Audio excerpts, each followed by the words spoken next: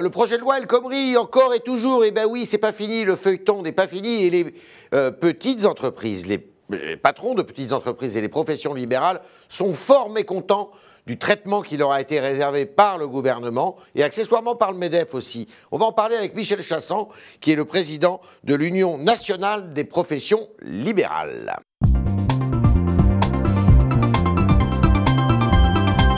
Michel Chassan, bonjour. J'en profite pour montrer le magazine que vous sortez. Alors, bâillonné, hein, les petits patrons, comme on dit, formule pas très heureuse d'ailleurs, ils n'ont pas tellement le droit au chapitre. Alors, pourquoi le projet de loi El Khomri enfonce les PME? D'abord, le projet de loi El Khomri, il n'est pas terrible. Ouais. Hein, parce qu'entre la première mouture qui comportait... Elle vous convenait, la première mouture? La première mouture, il y avait un certain nombre d'initiatives qui étaient intéressantes pour les TPE, on y reviendra certainement. Comme par exemple les indemnités plafonnées, avec une barillisation de l'indemnité prud'homale. Qui était déjà prévu dans la loi Macron, d'ailleurs. Oui, mais c'était indicatif dans la loi Macron. Ouais. Là, ça devenait opposable. Donc ça a été écarté. Écarté. Il y avait une deuxième mesure qui est très intéressante pour nous, qui était la possibilité de mettre en place une forfaitisation du temps de travail, soit en mois, soit en année. Hein, c'est-à-dire que vous pouviez moduler le temps de travail de vos salariés à l'intérieur de votre propre entreprise, en fonction des commandes. Écarté. Écarté. Il faut désormais passer par la branche. C'est-à-dire qu'il faut avoir un accord de branche pour pouvoir le mettre en œuvre. Inutile de vous dire que ça ne change rien, d'ailleurs, par rapport à la situation actuelle, parce que c'est déjà comme ça. Autre élément, c'était la possibilité de moduler le temps de travail au sein d'une entreprise.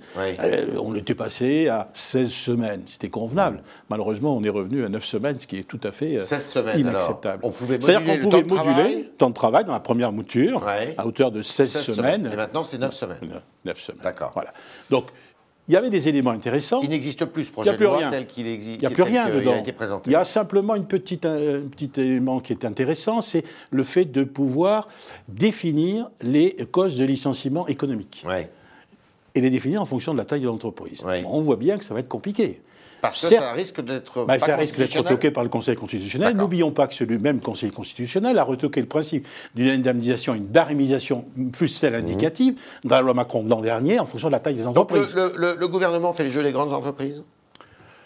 Le gouvernement, incontestablement, fait le jeu des grandes entreprises. Alors, non, mais c'est pas ce qu'il dit, parce qu'il dit l'inverse. Il dit il faut mettre en œuvre des mesures spécifiques favorables aux TPE, aux petites entreprises. Mais dans le même temps, il fait l'inverse. Pourquoi il fait l'inverse? Donc, il ne met pas ses accords, en accord ses actes avec ses paroles. Non, il fait strictement l'inverse de ce qu'il dit. Parce qu'au lieu de les aider, les petites entreprises, il les enfonce. Et je vais vous donner un exemple très concret, c'est ce fameux article 19, dont personne ne parle. Alors, article 19. C'est un élément fondamental. Cet article 19 inverse radicalement les mesures, les critères de mesure de l'audience patronale. Alors, de la représentativité. Avant, c'était le nombre d'entreprises qui adhéraient à un syndicat ou à une confédération, à une organisation patronale. C'était ça la mesure. Ce n'est plus la mesure. La mesure maintenant, c'est laquelle? La mesure, c'est à 80% le nombre de salariés des entreprises. Donc, autrement dit, on n'est plus dans une pondération. Vous êtes perdant, là. Mais non seulement on est perdant, mais on est passé du rez-de-chaussée à la cave. Ça veut dire que vous n'êtes plus présent dans les négociations? Ça veut dire qu'il faut concevoir tout cela à l'aune de la réforme très profonde qui va concerner les branches professionnelles. Aujourd'hui, il y a beaucoup trop de branches professionnelles, tout le monde est d'accord là-dessus. Il y en a 750, il est question de faire passer tout ça à 250 dans un premier temps, puis aller vers 100. Donc on voit bien que si on réduit le nombre de branches, évidemment, quelles sont les branches qui vont d'abord être touchées? C'est les branches à faible effectif. Et évidemment, les faibles effectifs, c'est nous. Parce que vous représentez quoi? Les médecins, les notaires On représente d'abord des entreprises. Parce que très souvent, on assimile les professions libérales au professionnel lui-même. Mais pas du tout. Nous avons non seulement d'abord notre emploi, c'est quand même un emploi, un emploi indépendant, mais nous avons aussi un certain nombre de salariés, 1 million de salariés. Nous avons 1 million d'entreprises, 1 million de salariés dans le secteur des professions libérales. Si vous ajoutez à cela les 3 millions de salariés qu'emploie l'artisanat et les TPE en France, vous voyez bien qu'on est proche de 4 millions. 4-5 millions. 4-5 millions, c'est énorme. Ça représente un gros paquet d'emplois dans ce pays. Alors qu'on considère qu'on devrait être mieux traité qu'on l'est. Alors revenons à cet article 19. Il institue non pas une pondération, mais un changement radicalement des règles. Ça veut dire en clair qu'une entreprise qui a 1000 salariés, elle pèsera 800 fois plus qu'une entreprise qui a 1 salarié, voire qui n'en a pas du tout. Donc, on voit bien là qu'on arrête littéralement écrasé. C'est-à-dire que non seulement il va moins y avoir de branches, mais dans les branches qui vont rester, on va compter pétzouille, c'est-à-dire qu'on comptera plus rien du tout. Est-ce que vous en voulez au MEDEF? Écoutez, il ne s'agit pas de personnaliser les choses. Simplement, derrière le terme grosse entreprise, alors je rappelle les chiffres quand même, hein, c'est j'ai un petit pense-bête. Allez-y. Il y a 243 entreprises, grosses entreprises dans ce pays. À soi, il faut ajouter les 5000, on appelle ça les ETI, les entreprises de taille intermédiaire. C'est-à-dire ceux qui ont quand même plus de 250 salariés. D'accord. Eh bien, vous en avez au total, là, ça fait un peu plus de 5000. 5000 entreprises. D'accord. Eh bien, au regard, vous avez les 3 millions d'entreprises qui sont représentées par les TPE. Qui sont de moins de 250 salariés. Qui sont moins de 250 salariés. Donc, on voit incontestablement aujourd'hui une inversion des charges, c'est-à-dire que les petites entreprises n'ont pas droit au chapitre, et donc tout va être gouverné par les grosses. Quels sont vos moyens d'action? Qu'est-ce que vous allez faire? D'abord, on sensibilise les choses. Parce que la discussion sur le projet de loi El Khomri va aller jusqu'au mois de juillet, si j'ai bien compris. La discussion sur le loi El Khomri, elle a déjà débuté en commission des affaires sociales il y a 10 jours. Ouais. On a quand même obtenu... Au Sénat? Non, à l'Assemblée nationale. Pardon. On a obtenu une petite victoire, on va appeler ça une victoire. C'est une victoire d'étape, hein. On n'est pas rendu. C'est que l'article 19, auquel je faisais allusion tout à l'heure, a été supprimé par la Commission des affaires sociales. Alors de quoi vous vous plaignez alors? Parce que nous avons suivi les débats avec beaucoup d'attention, nous savons très bien qu'il va revenir en séance publique. D'accord. Et nous ne savons pas du tout, au moment où je parle, quel sera le contenu de cet article 19. Est-ce qu'il s'agira finalement de bricoler, de passer de 80-20 à 70-30, enfin bref, le coup du marchand de tapis, ou est-ce que là, on va être vers des choses qui vont être de peu plus raisonnables? C'est-à-dire, est-ce qu'on va revenir finalement au fait qu'une entreprise, même si elle n'a pas d'employé, une entreprise potentiellement, eh bien elle peut en avoir demain. Parce que le gros problème de l'emploi en France, c'est pas les embauches dans les grosses entreprises, c'est l'embauche dans les TPE. Parce qu'aujourd'hui, franchir le pas, c'est-à-dire pas avoir de salarié, en avoir un demi, c'est-à-dire un poste à temps partiel, c'est ça qui est le plus difficile aujourd'hui. La moitié de nos entreprises n'ont pas d'emploi. Et donc aujourd'hui, ce qu'il faut, c'est faire en sorte qu'elles aient et qu'elles emploient des gens. Ça, c'est vraiment le deal aujourd'hui. Si cette loi El Khomri, à l'origine, comme elle était à l'origine, était passée, vous auriez pu embaucher combien de personnes? Si la loi... alors écoutez, c'est difficile. Hein. Incontestablement, c'est difficile. Vous n'êtes pas comme Pierre Cattaz, vous qui dites... Non, alors le PIN, c'est 1 million d'emplois, c'est pas pour nous. C'est pas pour nous, pas du tout. Par contre, on a fait les études. Et on a fait une étude qui est récente, dont on a assez peu parlé, on a posé la question aux chefs d'entreprise, des entreprises libérales. Je rappelle, 1 million de salariés, 1 million d'entreprises. Et on leur a dit, eh bien si aujourd'hui, vous auriez besoin de combien d'emplois pour satisfaire vos besoins? Ils répondent 1,7 en moyenne. 1,7 en moyenne. Et quand on leur pose la question, est-ce que vous êtes prêts à franchir le pas? Malheureusement, ils ne sont plus que 0,2. C'est-à-dire que potentiellement, sur 1 million d'entreprises, il y a 1,5 emplois par entreprise potentielle. Chassan. Qu'est-ce que vous allez faire d'ici à l'adoption de cette loi? D'abord, nous rencontrons un certain nombre de députés. Mais je dois pouvoir vous dire que les députés que nous rencontrons, de droite et de gauche, évidemment, parce que par définition, nous ne sommes pas orientés. Vous êtes plus écouté à droite ou à gauche? Paradoxalement, on a l'impression, c'est assez curieux, d'être plus écouté à gauche qu'à droite. Ah oui? Donc vous en voulez à la droite alors? J'en veux pas à la droite, j'en veux simplement au fait que la droite, elle devrait considérer qu'il n'y a pas que des grosses entreprises dans ce pays. Il y a aussi des petites entreprises. Et derrière des petites entreprises, il y a des chefs d'entreprise qui sont dans les territoires. Ils n'y connaissent rien à la vie de l'entreprise, les gens de droite? Alors, vous savez, pas plus de droite que de gauche, il y a très peu de gens dans ce pays qui connaissent la vie réelle d'une entreprise. Il suffit de regarder les curriculum vitae de la plupart des députés. Donc il ne s'agit pas, c'est pas d'ailleurs parce qu'on n'a pas vécu dans une entreprise que pour autant on n'en connaît pas et qu'on n'a pas appris.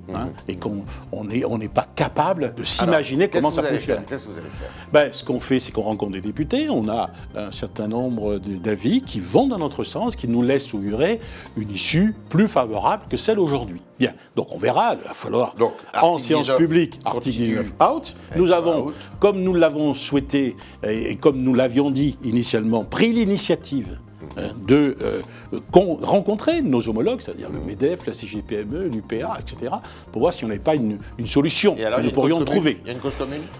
Il y a des rencontres qui ont lieu actuellement. Il y a eu des rencontres la semaine dernière. Il y en a eu une encore cet après-midi. Il y a eu de la friction avec la CGPME quand même, non? Un peu. Écoutez, on comprend très mal la politique suivie par la CGPME. Dans la mesure... Plutôt pro-MEDEF, elle, alors. Écoutez, si j'ai bien compris, la CGPME, ça veut dire Confédération Générale des petites et moyennes entreprises. Donc, par définition, le fonds de commerce, si j'ose dire, de la CGPME, c'est de défendre les petites entreprises. Et ils sont plutôt avec les grandes, alors? Qu'est-ce qui s'est passé? Moi, je ne connais pas d'organisation qui défende les intérêts l'intérêt d'autres qu'elle-même, que ceux lesquels elle est censée les représenter. Donc il s'est passé quelque chose. Qu'est-ce qui s'est passé? Nous le savons, malheureusement. Il y a un certain nombre de grosses entreprises qui sont bi-appartenants, c'est-à-dire qui appartiennent et qui adhèrent à la fois au MEDEF et à la fois à la CJPME. Ouais. Ces grosses entreprises, on les retrouve par exemple dans le bâtiment, on peut également les retrouver dans la métallurgie. Suivez mon regard. Eh bien, ces entreprises ont peut-être tordu le bras, on va dire, à la CJPME pour les amener à la raison. Alors nous, on espère que notre action va permettre à la CJPME, qui a vocation à travailler avec nous, de retrouver la raison. Vous allez faire des actions coup de poing ou pas? Écoutez, on a d'abord fait des actions médiatiques. Ouais. Ces actions médiatiques, elles consistent symboliquement à montrer qu'on nous bâillonne. C'est-à-dire qu'on met des bâillons. Et en dehors de ça, vous allez occuper, je ne sais pas, la vocation des chefs d'entreprise n'est pas ni de descendre dans la rue, ni de faire grève. C'est pas du tout notre philosophie. Vous connaissez Emmanuel Macron? Bien sûr. Macron président, ça vous dirait ça? Écoutez, moi je pense qu'on est là sur une bulle médiatique. On parle de bulle. Ah oui, ça va pas durer ça. Bon, écoutez, je connais bien Emmanuel Macron parce qu'on a ferraillé l'an dernier, notamment sur les professions réglementées. Donc on a appris à se connaître. Les notaires, notamment. Incontestablement, c'est quelqu'un de tout à fait intéressant, quelqu'un qui a beaucoup d'idées. Mais il a ces idées, ça pourrait améliorer le sort de la France sur le plan économique? Moi, je pense qu'il a de bonnes idées. Le problème, c'est qu'il est quand même, par certains côtés, ultra-libéral. C'est-à-dire qu'il confond professions protégées, par exemple, avec les professions réglementées. Parce que si on réglemente des professions, c'est justement pour protéger le public. Là, il oublie un peu vite. Et que la libre concurrence dans un certain nombre de domaines n'est pas génératrice de gains de productivité d'une part, et d'autre part de qualité, parce que c'est ça quand même le problème. Il y a un sujet qui aussi, alors internationalement, occupe beaucoup, notamment les pays occidentaux, c'est le traité transatlantique. Est-ce que vous avez quelque chose à craindre de ce traité qui apparemment, et de ce côté-ci de l'Atlantique et de l'autre côté, eh bien, a beaucoup d'opposants? Nous, on vit ce traité comme la plupart des Français et comme la plupart des chefs d'entreprise, ça nous passe au-dessus de la tête. Ouais. On n'a pas été concerté par tout ça. J'ai appris, moi, parce que je suis membre du Conseil économique et social, et j'ai assisté à un certain nombre de séances sur ce fameux traité. On a d'ailleurs voté un avis récemment, mais la conclusion qu'on en tire, c'est qu'on aimerait quand même être un petit peu informé en amont et associé. Donc vous redoutez, ce que vous reprochez aujourd'hui, c'est de ne pas être informé. Pas être informé, pas être associé, et d'autre part, il y a un certain nombre de mesures qui vont déstabiliser profondément. Y compris les professions libérales? Peu les professions libérales, mais beaucoup l'agriculture, par exemple, beaucoup la petite industrie. Donc attention, ça risque de déstabiliser des entreprises qui ne vont pas si bien que ça aujourd'hui. C'était le talk de Michel Chasson, le président de l'UNDAPL, qui nous a dit qu'il redoutait que son organisation et d'autres qui défendent les professions libérales et les petites entreprises ne comptent plus que petzouille dans la négociation avec le gouvernement et les salariés. Et donc, cet article 19 du projet de loi El Khomri, il espère qu'il ne va pas refaire surface. Il regrette évidemment que ce projet de loi ait été vidé de son contenu, notamment pour les indemnités de licenciement. Et puis il nous a dit que Emmanuel Macron, qui fait la une de beaucoup de journaux et de médias actuellement, ce n'était peut-être qu'une bulle médiatique. Merci Michel Chasson. Merci.